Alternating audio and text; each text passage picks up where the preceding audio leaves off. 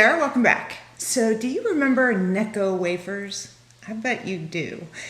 What you might not know is that Necco is the oldest candy company in the United States. It was founded in 1847 and it stands for the New England Confectionery Company. And it's the same company that makes Candy Hearts and Mary Jane's, but the wafers are their signature product. And after more than 150 years of production, the recipe is just as awful as ever. And they're probably the last candy standing in the Halloween bucket. But on March 12th of this year, these terrible tasting wafers made a comeback. And this was the day that the Boston Globe reported the company's plans to shut down if they couldn't find a buyer. People were contacting the company to share childhood memories of the candy, and they wanted to buy it in bulk. In just over a month, sales of Necco wafers increased by 63%. A 23-year-old woman from Florida even offered to trade this Honda Accord for one wholesaler's entire inventory of Necco wafers.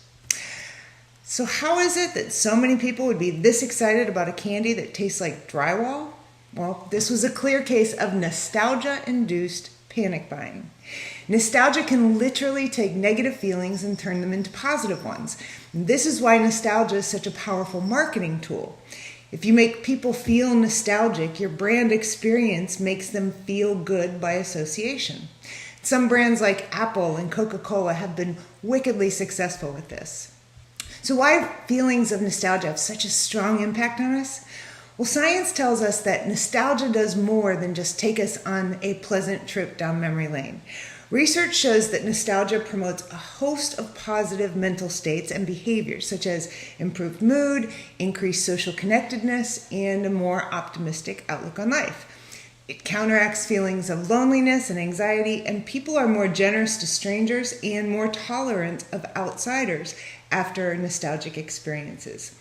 Now, all of these positive mental states and behaviors happen because nostalgia stimulates metabolic activity and blood flow in several regions of the brain, but specifically the hippocampus in the limbic system, which is actually our pleasure and reward center.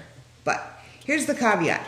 Most of our nostalgic experiences are idealized versions of events. And psychoanalysts call this screen memories, and they're really not a true recreation of the past, but more of a patchwork of positive emotions stitched together with all of the negative emotions filtered out.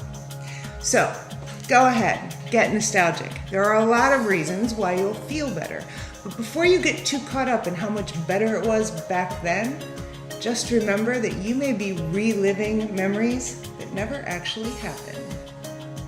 If you want to learn more about how the brain processes nostalgia, check out my blog. If you want to learn more about how the brain works and how you can make it work better for you, check out my book, Happy Hour with Einstein.